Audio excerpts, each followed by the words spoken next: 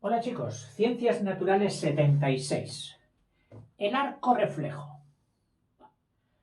Espero que al final de este vídeo hayamos entendido por qué lo llaman arco y por qué lo llaman reflejo.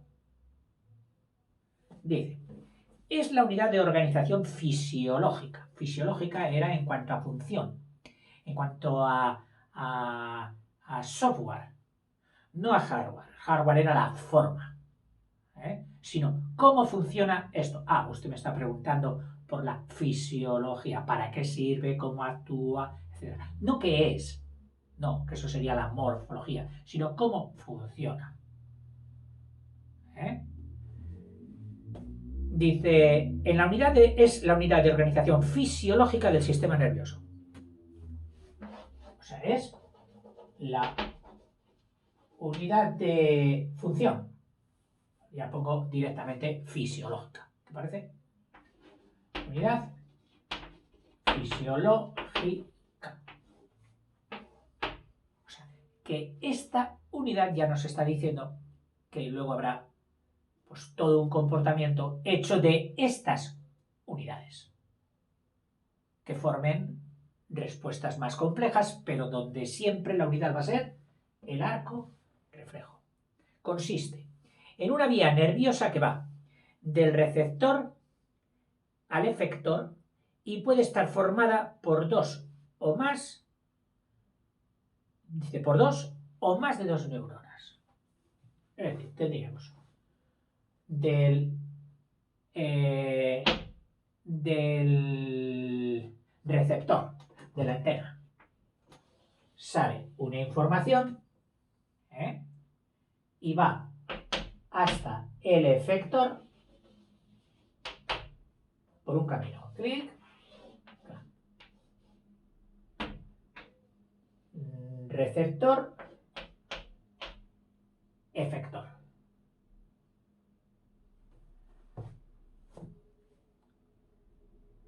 Que puede estar formado por una y dos neuronas o más.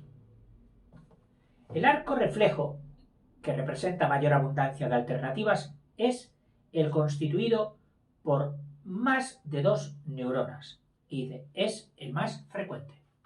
Es decir, no solo por dos, una y dos, sino que puede tener otros recorridos, una, dos, tres, cuatro, cinco, seis, etcétera, hasta llegar al efector. Es decir, o la más simple, ida y vuelta, una de ida, una de vuelta. Oye, mira, para ir a tal sitio he cogido un autobús de ida, me ha dejado en el sitio. Y de vuelta y me ha vuelto a dejar donde yo quería. O sea, con dos autobuses lo he arreglado. Ahora no. Para ir a tal sitio, primero tuve que coger el metro, luego el número tal del autobús, luego el tal, luego tal, hasta que llegue a tal sitio. Suelen intervenir típicamente al menos tres neuronas. O sea que dice que lo más típico, lo más repetido, que ya sabes que eso de lo más típico, repetido, muchas veces lo llaman también lo más normal, lo más normalizado, suelen ser tres neuronas. Y dice, las de tres, las puede haber de dos, las puede haber de tres y las puede haber de más. Pero dice, las más repetidas son las de tres, que constan de una neurona sensitiva. Sensitiva. Que recoge la excitación por sus dendritas. Recoge la excitación del exterior. Aquí tendría sus dendritas.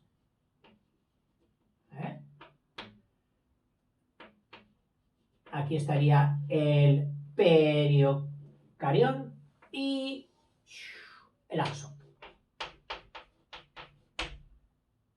Las recoge por aquí y las transmite por el axón. Esa sería la sensitiva, la de los sentidos. A otra neurona de asociación, es decir, aquellas neuronas que habíamos calificado como mixtas, de asociación a otra neuronal de asociación. Fíjate qué significa la palabra asociación. Que asocia, que junta, que hace una sociedad. ¿Con quiénes? Con la sensitiva y con la siguiente. Dice, asociación localizada en los centros nerviosos o en la médula espinal. Es decir, la asociación está en los centros nerviosos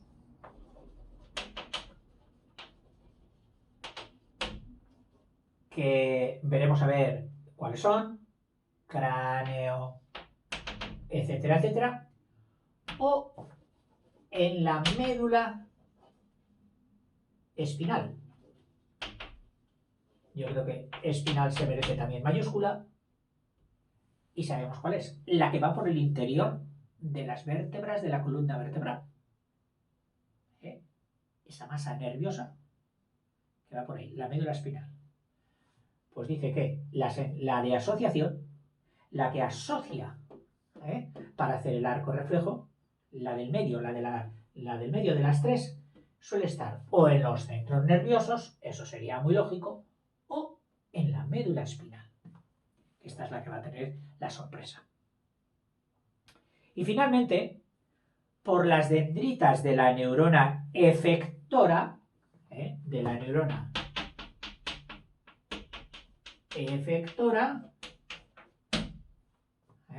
que con sus dendritas, es decir, con sus pelos, para así entendernos bien, con sus dendritas, recoge la excitación nerviosa, el impulso nervioso, lo recoge, le entran por los pelos, y es transmitida por su axón. Es curioso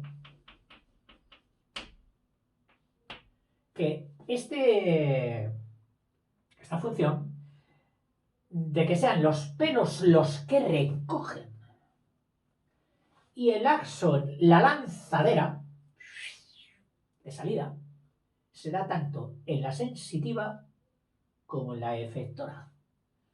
Que yo creo que en alguno de los vídeos anteriores esto yo no te lo he dejado claro, incluso podría ser que te hubiera dicho lo contrario.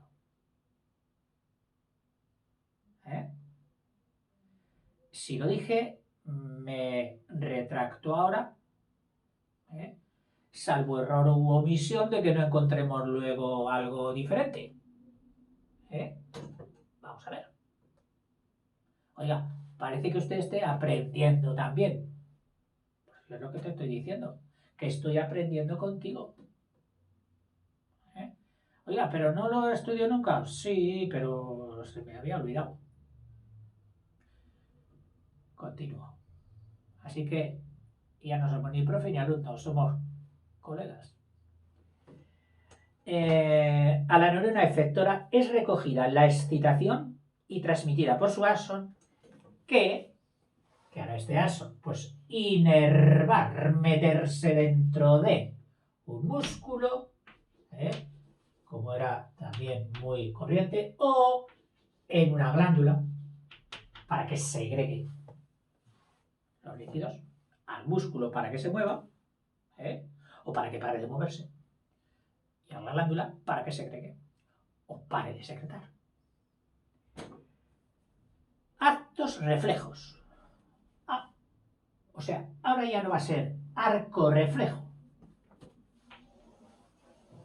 Visto esto, nos va a hablar de los actos reflejos. Y de los actos reflejos son actos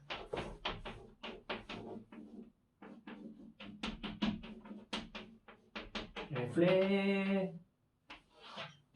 Bueno, tenemos clarito lo que es arco, Arco es el paso del impulso, al menos por 2, pero lo más corriente es que sea por 3 neuronas. La sensitiva que recoge el estímulo por sus dendritas, sus pelos, y lo manda por el axón hasta otra neurona, que es la neurona de asociación, que suele estar o en los centros nerviosos principales, ¿eh? El cráneo, luego estará el simpático, el parasimpático, etc. O a la médula espinal. O sea, la médula espinal se ejerce también como centro de deliberación, de decisión. Pensada o no pensada, pero decide. La médula espinal. Por eso es tan importante en el cuerpo. Fíjate que una de las lesiones más graves que hay es la rotura de la médula espinal. Provoca menguas en el cuerpo. Es decir,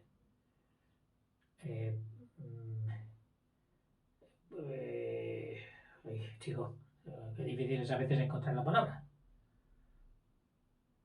Provoca deficiencias muy graves.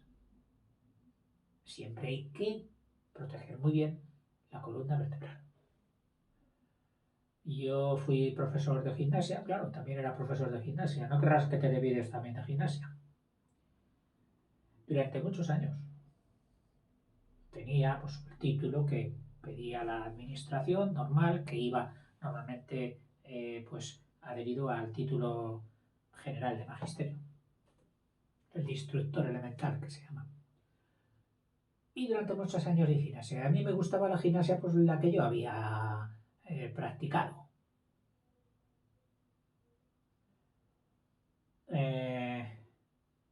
Y como en mis tiempos teníamos un gimnasio enorme en todos los pueblos. El gimnasio tenía muchas calles, tenía muchos árboles, tenía muchos charcos, tenía ríos, tenía palos, tenía piedras, tenía de todo. Aquel gimnasio era maravilloso. Hacíamos de todo. Pero luego el gimnasio, entonces a esos chiquillos que venían ya entrenados de ese gimnasio tan fabuloso que era la calle, les mandabas darse una voltereta en una colchoneta, en el aire, caer de pie, poner las manos aquí y saltar. Y ¡buah! Después de aquel entrenamiento, ¡buah! ¡Qué maravilla! Y había un porcentaje mínimo a lo mejor de niños pues que les costaba más. Unos por su actitud,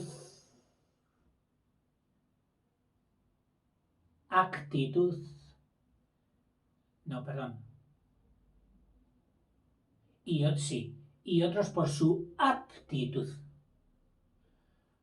No se habían desarrollado mucho en el aspecto de elasticidad, de esto porque eran niños tranquilos, les gustaba más bien los juegos de no moverse. Bueno, siempre ha habido los de carácter pícnico que hemos llamado algunas veces. Un momento.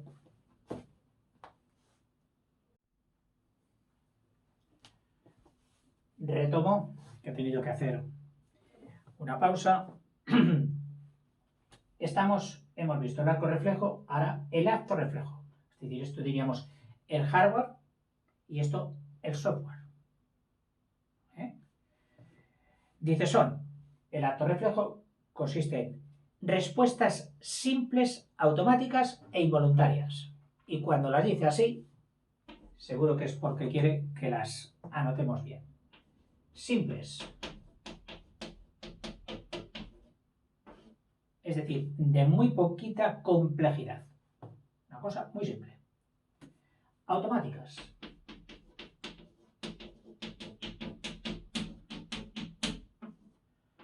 No estarán, por lo tanto, condicionadas a actos de deliberación lenta, pensada, razonada. No, automáticas. ¡Pum! Y lógicamente, esto nos lleva a que sean prácticamente involuntarias. Entendiendo que la voluntad es esa potencia del alma con capacidad de querer.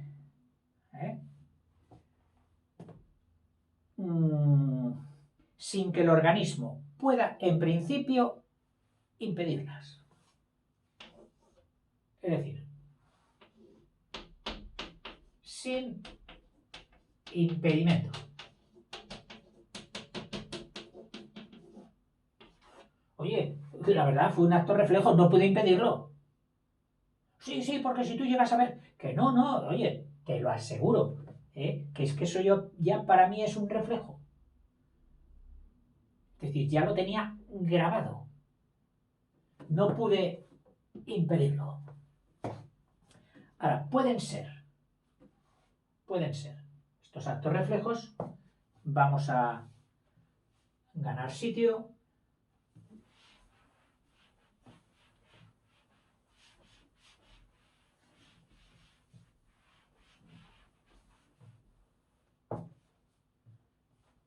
Seguimos por abajo, se traspasa arriba y tenemos que estos actos reflejos pueden ser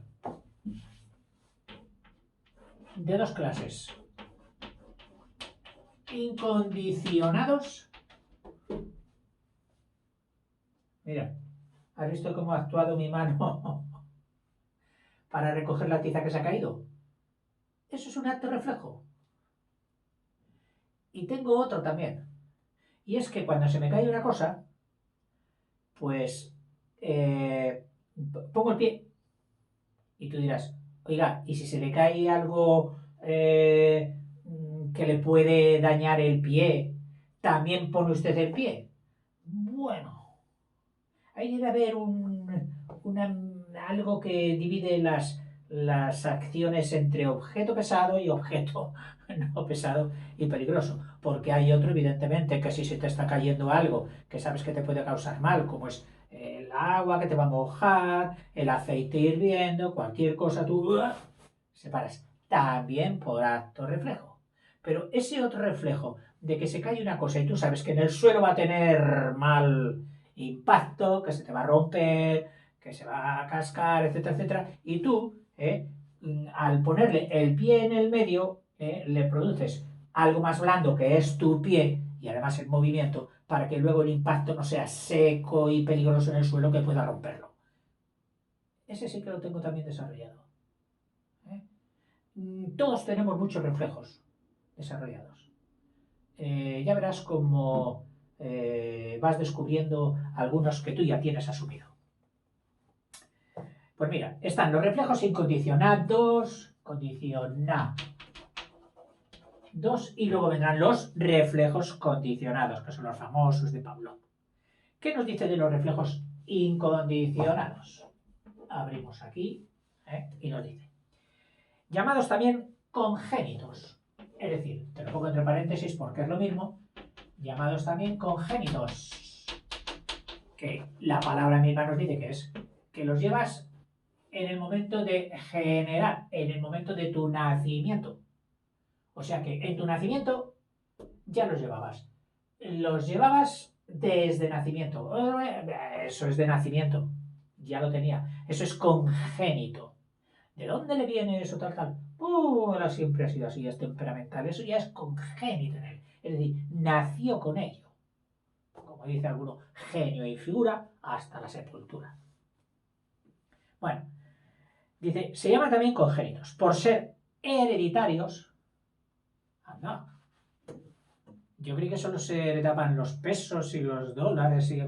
¿También se heredan estas cosas? O sea que yo hago esto porque lo hacía mi padre, porque lo hacía mi madre o porque lo hacía mi abuelo. Ojo, algunas cosas. No te está hablando de toda la conducta en general.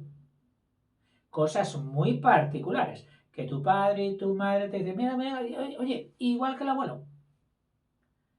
Sí, cuando se quiere que no sea algo muy bueno, pues se dice igual que el abuelo. Y si es algo muy malo, y hay que echarle algún parecido con alguien, pues se dice igual que tú. ¿eh?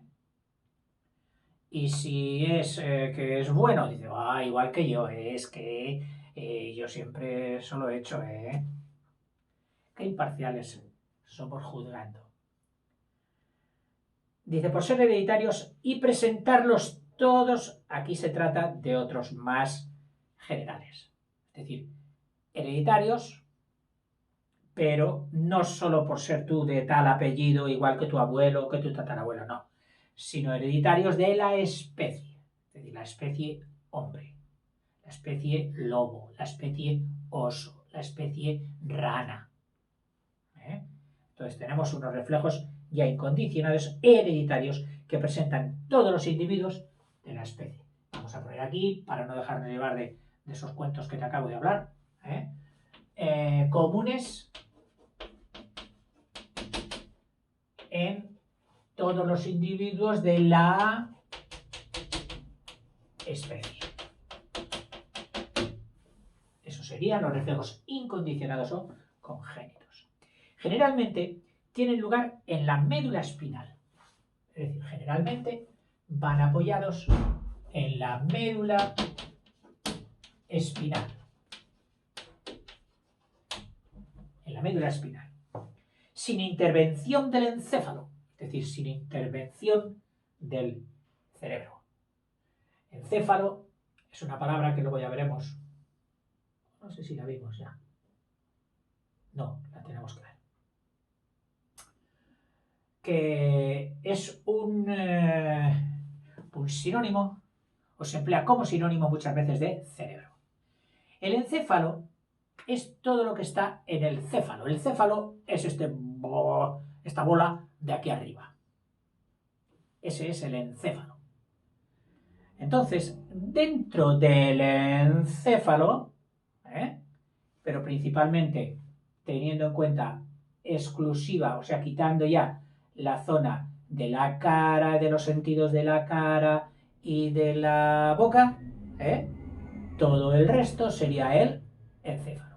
Y dentro del encéfalo, que está protegido por el casco de la calavera, están las partes del encéfalo. La más importante es el cráneo. El cráneo, la masa craneal. Y luego están el cerebelo, el bulbo raquídeo, etc. O sea que el encéfalo es todo. Pero hablando así normalmente, sin especificar, lo mismo te dicen encéfalo que cráneo. Incluso, perdón, que cerebro. Te he dicho cráneo. Cerebro. Cerebro. O sea, la masa encefálica, la más importante de las que están en el encéfalo, es el cerebro. El cráneo es el hueso. El cráneo es el hueso. Sigo. Dice, generalmente tienen lugar en la médula espinal sin intervención del encéfalo. Es decir, llegan aquí y ya le dan respuesta, sin dejarles llegar a la parte superior, al encéfalo, que en este caso está bien expresado, porque dentro del encéfalo estarán los tres componentes, cerebro, bulbo raquídeo y médula, y cerebelo. Ejemplo de ello es la retirada inmediata de la mano al experimentar un pinchazo, sensación dolorosa. ¡Ay! Me he pinchado. Y antes de que te des cuenta, ya has retirado la mano. O el reflejo rotuliano, ese que está sentado y el médico, para verte si tiene bien los reflejos, te da con un martillete ahí en una zona y el pie ¡pum!, se levanta solo. Como para dar una patada. El reflejo rotuliano, de la rótula, consistente en el enderezamiento de la pierna cuando se golpea suavemente el tendón de debajo de la rótula. Otros ejemplos de actos reflejos incondicionados son el reflejo de la tos. Oye, es que no lo he podido evitar. Es que es incondicionado. En cuanto te causa un poquito de picor o algo que notes que se te ha quedado ahí, involuntariamente toses. La tos, ya sabes que es pues una expulsión seca y rápida de aire en dirección hacia afuera para expulsar aquello que estuviera impidiendo o molestando. El estornudo, todavía más. El estornudo es un reflejo que he estornudado y a nadie le echan la culpa de que haya estornudado. Te pueden echar la culpa de haberlo hecho de forma indebida, es decir, no poniéndote nada, ni siquiera la mano delante, o mejor un pañuelo, o amagar un poquito el ruido, aunque no es amagarlo, pero con un pañuelo, no voluntariamente con tus músculos, porque la sacudida de un estornudo es tan violenta que podría, si realmente quisieras en el momento del estornudo ahí dejarlo totalmente amagado, podría tener malas repercusiones. En la presión, por ejemplo, de los ojos o de algún tipo de rotura de algún capilar por algún lado. Es que es un movimiento extempóreo muy fuerte, muy violento el estornudo. ¿eh? El reflejo pupilar, el reflejo pupilar. La pupila, tú sabes que es el agujerito negro. Y el agujerito negro, yo ahora, no sé si serás capaz de verlo, me estoy poniendo de cara al foco que tengo en el plató. Y cuando yo lo miro, mi pupila, es decir, el agujerito negro, se ha tenido que cerrar, cerrar. Sí, concéntricamente. Es decir, ahora lo debo tener muy pequeño. Entonces ahora le doy la espalda y me pongo a mirar en un sitio oscuro donde mi visión no sea tan buena y donde yo debiera aprovechar más la poca luz que viene de ese sitio para darme cuenta de los objetos que hay. Entonces, en este momento, que no sé si podrás verlo, mi pupila ha de ser bastante mayor que la vez anterior. Pues esto lo hace por reflejo. Nadie piensa en esto. Lo hacemos. Ya sabes que es ese típico encerramiento diafragmático en forma de diafragma como el de las cámaras fotográficas, que los gatos lo tienen en vertical. Ellos cierran su pupila así y se queda en forma de una rayita o de una rodajita de melón ahí puesta. Bueno, mira, algunos de los actos incondicionados. Pasamos al condicionado. Reflejo condicionado. Es decir, al que se le ha puesto una condición. Aquí también ha habido condiciones, pero no las hemos puesto nosotros. Venían ya dentro del paquete hereditario. Eres hombre, y como eres hombre, cuando creas que algo te va a dañar la luz o te va a dar en la cara, tú cerrarás la cara o harás así, y cuando te pinchas, apartarás rápidamente, etc. Los condicionados se adquieren en el transcurso de la vida y mediante un aprendizaje previo. Ay, amigo. Implican que para que haya estos has tenido que hacer unos ejercicios de aprendizaje. Aprendizaje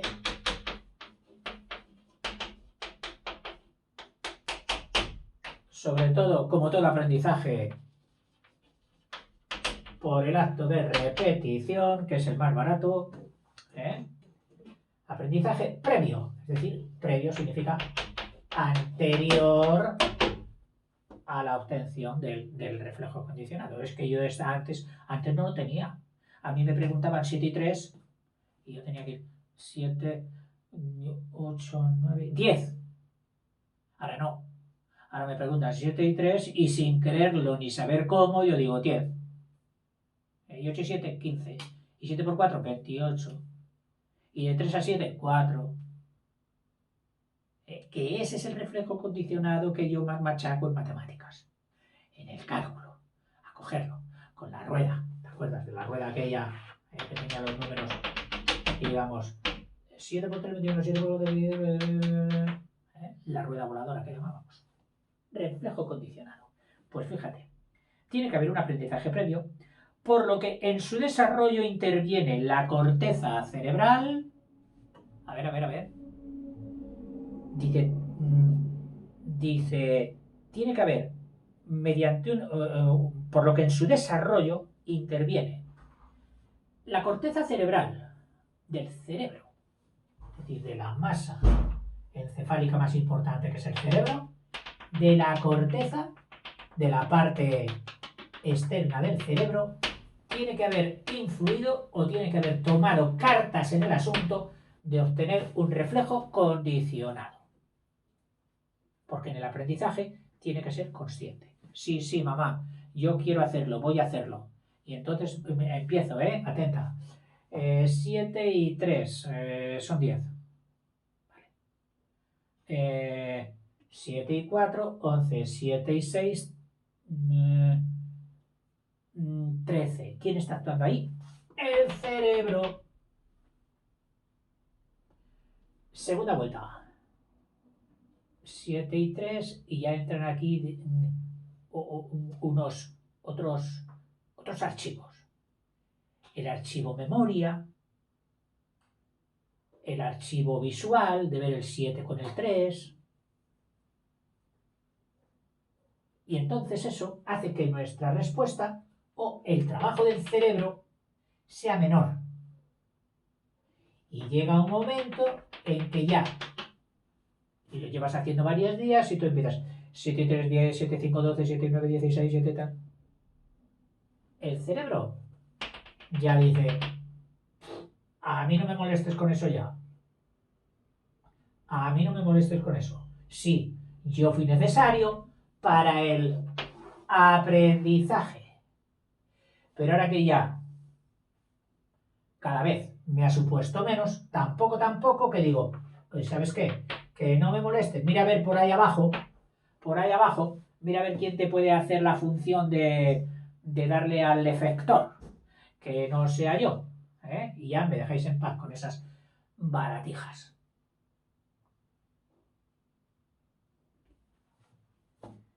Había puesto aquí en plan así un poco de chunga. Dice, por lo que en su desarrollo interviene la corteza cerebral y el profesor, o el maestro, o el jefe, o tu papá, o tu mamá, que te ha dicho 1000 veces desde el principio, cuando eras pequeñito y tú tosías, pues te decía, se pone la manita y tú ya no necesitabas toser, ya habías tosido, por un reflejo de los incondicionados. Pero, como tú tenías aquella maravillosa disposición de niño pequeño, de querer saber mucho para ser como los mayores, pues volvías a toser ya sin necesidad y te ponías la mano y te la ponías así. Bueno, pues eso la primera vez. La segunda vez, tu papá, tu mamá, tu hermanito, la manita y tú. Tercera, cuarta, quinta, hasta que ya tuviste que, mediante ese aprendizaje a que te fueron ayudando tus hermanos y tu mamá y tu papá, pues llegó un momento en que tu cerebro ya no tenía que pensar, que voy a toser, me pongo la mano, y entonces es cuando ya pudiste hacerlo por reflejo. ¿Qué es lo bueno? Genial. Estás hablando, pero te viene la tos y tú, sin decir a la mano, oye, que voy a toser, tu mano ya se dirige aquí. Y además, también reflejo, para no echar el tosido hacia la persona que hablas, que no es bueno y menos en pandemias, pues siempre apartamos en otra dirección, hacia un lado o hacia otro, y ponemos la mano, las dos cosas. Ese es un buen reflejo condicionado, si lo tienes. Toser. Y amagarlo.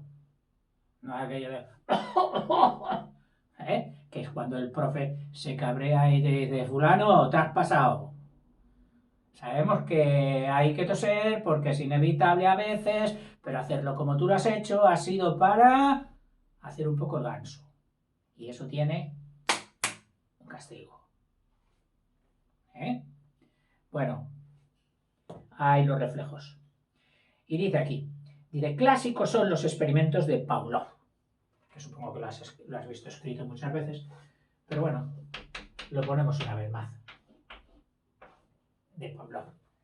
Dice sobre reflejos condicionados. Si un perro, siempre que se le administra la comida, si a un perro, perdón, siempre que se le administra la comida se hace sonar una campanilla, llega un momento en que asocia los dos estímulos, el sonido y el de las papilas gustativas, que se utilizan y se ponen en marcha cuando comes. Y que te hacen que segreguen saliva, lógicamente, para mezclarlo en el bolo alimenticio. Al cabo de unos días, basta que oiga el ruido de la campanilla para que segregue abundante saliva, aun cuando no haya aparecido por allí ni el que les da de comer ni la comida. Y aun cuando no fuera la hora. Porque a veces nuestro cuerpo fija unos periodos de tiempo al que le hemos habituado y entonces cada ese periodo de tiempo es más propenso a repetir los mismos actos. De todos modos, el acto reflejo condicionado, que es la secreción salival al oír la campanilla, se basa en la existencia de otro reflejo de los incondicionados, que es el de la secreción salival en contacto con el alimento. Ese era incondicionado. A toda persona, cuando nos meten algo comestible en la boca, nuestras papilas gustativas segregan saliva. Ese no es condicionado. Ese es un incondicionado, que es sobremontado y utilizado por el condicionado del sonido. El arco reflejo se suele iniciar en ciertas estructuras especializadas para recoger datos del medio ambiente, que son los receptores. Es decir, ahora nos va a venir sobre el arco reflejo, es decir, todo aquello donde estaban, o sea, el concepto, vamos otra vez al hardware, al mecanismo del arco reflejo, dónde se origina y cómo sucede. Es decir, la morfología del acto reflejo. ¿Qué hay? ¿En qué cambia? ¿Son reacciones? ¿No son reacciones? ¿Qué ocurre? Esto lo vamos a ver en el vídeo siguiente, donde vamos a hablar ya de los receptores. Algo así como receptores lo puedes meter entre paréntesis otras muchas palabras. Puedes meter con receptores, puedes meter antenas, puedes meter sensores, puedes meter detectores. Todo esto sería lo que van a englobar como receptores. Muy interesante.